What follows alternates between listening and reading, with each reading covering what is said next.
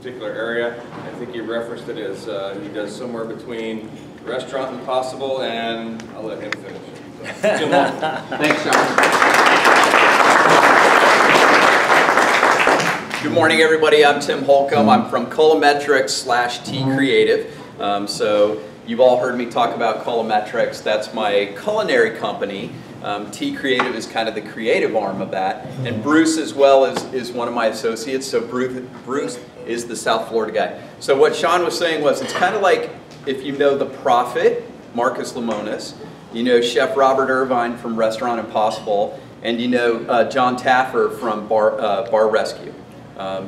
Smash those all together, and that's me, but I do a lot less yelling. So that's the whole thing is, you know, when I look at a restaurant or I look at a business, it's coming in and it's helping them understand who they are. I've also spent years with Darden Restaurants, where I was in charge of marketing and menu services for Red Lobster. I had all of North America and Japan. And I've had the distinct pleasure of working with a lot of other restaurant brands that have allowed me those best practices in order to implement those. How did I wind up in Jupiter? Well, I spent 20 years up in Orlando, well, 20 plus years, since 1985. I grew up in Iowa, moved to Orlando on a wrestling scholarship to go to UCF, and I pretty much stayed from there on.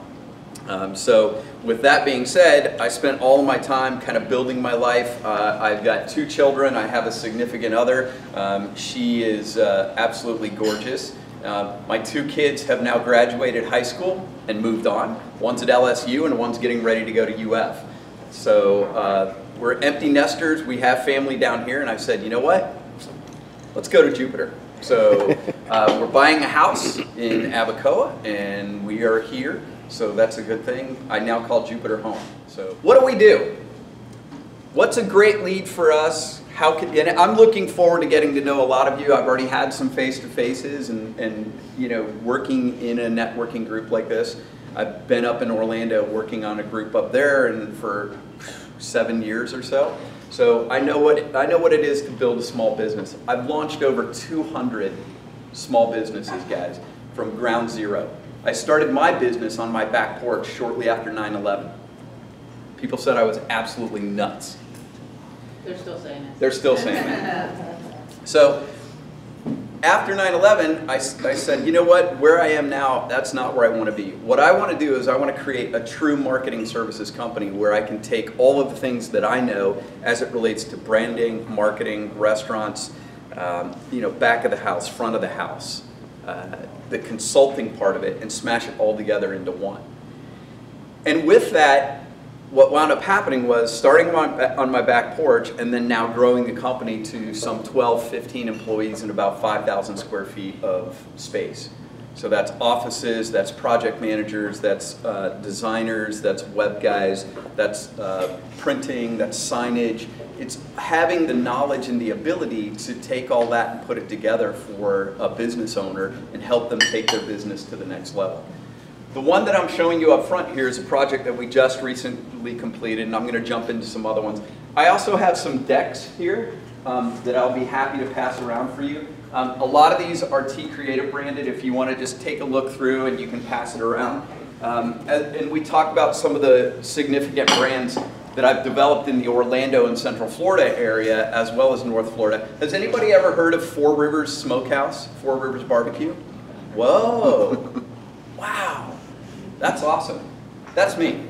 So I met John Rivers at a prayer breakfast one morning back in 2009. And at that breakfast, we went around, everybody did their spiel, went around the room, and I said what I did. And then he leaned over to me and he said, hey, I've got this idea for a little barbecue joint. Do you think we should get together? And I said, well, normally before I take on any client, I have to eat their food. And he said, well, and he didn't have a restaurant. He said, that's no problem. I've got a smoker in my pool house. Why don't you come on over at about 3? I got a mess of brisket coming off. You can taste it and see what you think. So at 3 o'clock, Anne-Marie and I went over there. He pulled the brisket off of the smoker, sliced the piece off, handed it to me, and the rest was history. So if you've ever, how many have had, obviously you've had 4 Rivers? It's killer barbecue. Off the chain. By the way, they are coming to South Florida now. So They're coming soon, so just FYI. It is like no other barbecue that you've ever had. It's kind of a combination of taking all the best barbecue flavors from around the country and putting them together in an upscale barbecue place. But it's also a barbecue ministry, and that was John's whole idea of making sure that I helped him preserve the essence of what he wanted in order to grow the company. By the way, just so you know, that little barbecue idea is 7 years later, 10 locations, and about 50 million plus in sales. Wow. Okay? That's the power of when you create a solid brand. This is another one. I'll start this one around this way. This is Spoleto. And Spoleto is My Italian Kitchen. So that one is up in Orlando. That was 2 years in the making to help develop that brand. And when I talk about what does it involve in making a brand, and then I'll jump back to Bagel 13, it's discovery. It's the name. It's putting together, and a brand is a lot more than just a logo, and I'm sure as Ann would attest, you know, people oftentimes will say, oh, you know, you got a really great brand when they look at your logo. Guys, it's a lot more than that. It's the personality, it's the culture that you have within your organization. It's what people perceive you as. And 9 times out of 10, you guys know what happens. When you think about something or when you're looking for a place to eat, what do? You go here. Or somebody makes a recommendation, right? And it's like, oh, let's look them up on Yelp. Oh, let's see what their reviews are. You want to make sure that when we're developing a brand for somebody, it's about putting all those components together. So what that means is, does the perception of what you see on the outside match what happens when you do this? And it's, anybody watch The Prophet? A few of you? Okay. Marcus talks about the 3 Ps. I actually have more than 3 Ps, but I know why he does it that way, to keep it simple. But the number one thing when you're talking about restaurants and you're talking about a particular business, and by the way, it doesn't matter if you're selling jet fuel, like Signature Flight Support, or if you're selling barbecue like Four Rivers. The expectation of what's on the outside has to clearly match what happens when you put the product in your mouth. You're thinking, oh, wow, Four Rivers. Okay, what's it going to be? What's it going to be? When you take that first bite, it has to clearly exceed your expectations. So Marcus talks about people, processes, and product. And product in restaurants is the number one thing. The food is the most important. Because if they got crappy food, you're not going to go back. That's a deck that we did for a client out in California that we're working on right now. And I can now tell you that it's called Green Bunnies. And Green Bunnies is actually a home meal replacement company that we're launching out there next month. 100% organic home meal replacement, where in the morning, it's a different way of eating, it's a different way of thinking. And now I've been getting a lot of people on the East Coast saying, when's it coming here? When's it coming here? You order the food on your phone, and you tell them, so you look at the meal, 100% organic, prepared meals by executive chefs ready to come to you, and they will actually show up at your door at the appointed time. So if you say, I want, you know, these meals, 3, 4 meals, whatever it is for the night, and I want them delivered between 7 and 8 o'clock, they show up at your door ready to heat and eat. Chef prepared meals. I'm telling you guys, that's the wave of the future, and organic is the wave of the future. Bagel 13, I have to wrap up, and then I'm sure you guys will have lots of questions. Bagel 13 just launched in Melbourne. You may have heard me talk about that a little bit. We just built this completely from scratch, and they have a scratch kitchen. They use all natural ingredients. You'll see right here, they do not have a Coke machine. They do not have a Pepsi machine, because we do not believe in high fructose corn syrup. Part of their brand is a non-negotiable that says, we don't put anything in your body that we wouldn't put in our own. So we partnered with Jones Soda, and if you've not heard of Jones Soda, they're coming to the East Coast. They're on the West Coast now, but 100% cane sugar. Still sugar, but it's soda. So this was a lot of fun, and we just did the grand opening for them, and they're killing it. They're already started on their 2nd location, and looking to move and expand out from Melbourne, Titusville, coming to Orlando, coming to South Florida. So look for Bagel 13 popping up as well. So. Awesome.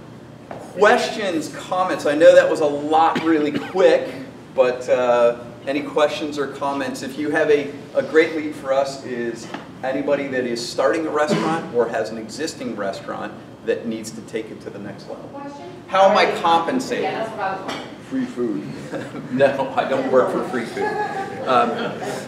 We determine a scope for the project, so we determine a budget, and then it's basically like a paid consultant. We come in and we'll handle all the things, and then we get paid either on a monthly retainer, or we've done other deals where we do a compensation on the back end for results. And as well, we've also done equity investment, so much like Marcus, where you buy into the company. Yep. So do you consider yourself a specialist in more of the franchise type or the mom and pop? This is mom and pop. Okay. Yeah, this is a startup. So like I said, guys, I've launched over 200 startups. Someone coming to me with an idea and saying, man, I've got this great idea for a bagel restaurant. How do I take it to the next level? But that looks like a franchise, doesn't it? And it sets them up for success because they do want a franchise and they want to grow to the point where I want to have 10, 15 locations and I want to sell this thing off. So it is an exit strategy. There's an exit strategy involved in that where I begin with the end in mind. You help them with the processes to create the food to the Yep, absolutely. This we work with them on engineering the menu. So there's a way that I engineer the menu, and then as well helping them develop a signature item, and then working on the way that the flat top is arranged, all the back of the house items. So anything that's in the back of the house, once again, it's about people, processes, product, the way that they do it, your promotion, things like that. All of that has to match. So my restaurant experience is broad and covers a wide spectrum, but my Darden years is where I learned a lot of those best practices. Al? How do you find that this business translates geographically? Geographically? Yes. No problem, because we have clients in LA, we have clients in Seattle, Doing the same business? New Hampshire. Pardon me? Doing the same business? Oh yeah, you're talking like Bagel 13? My Bagel 13 or your clients in California translating to Florida because it's an entirely different market. Easily, and I think that's the thing is because of my Midwest values and because I've been in the Midwest, I've been in the East, I've been in the Southeast. I kind of get an idea for what blends well that is broad spectrum appeal. Red Lobster and Olive Garden did that very well. So those are national brands that that are float. You can flow those pretty much anywhere. Anybody else? Mr. David? Tim, how do you protect the intellectual property of these businesses, like the name, the logo? What's the strategy? Well, it's pretty involved, but what we do is we will go through up front and in the naming. So Bagel 13 was nowhere there, but we'll do our research and then we have a legal team which now could include you because you're down here.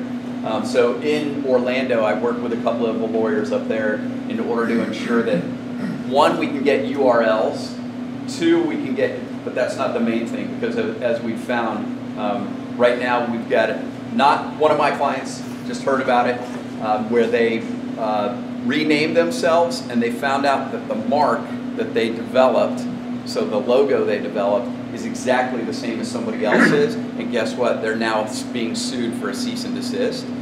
So we want to make sure that the mark we develop is trademarkable, the name is trademarkable, and all that IP is protected so that they're not screwed. Because if they do go to becoming a national chain or they do blow up like a Four Rivers, you want to make sure that you've got exclusivity to that name and that you don't have somebody knocking on your door 6 years later saying, whoa, whoa, whoa, whoa, wait a minute. I want in on that. I want in on that 50 million. Daisy, real quick. What is Bagel 13? B13, so it's B13. Bagel 13? Right. So for Bagel 13, what it is it's lucky number 13. A lot of people go, oh, 13's unlucky. 13's a baker's. That's a baker's dozen. Thank you! So it's the extra in everything that they do, including the 13th bagel, which is the baker's gift to you. Wow, good. Everybody, a nice round of applause.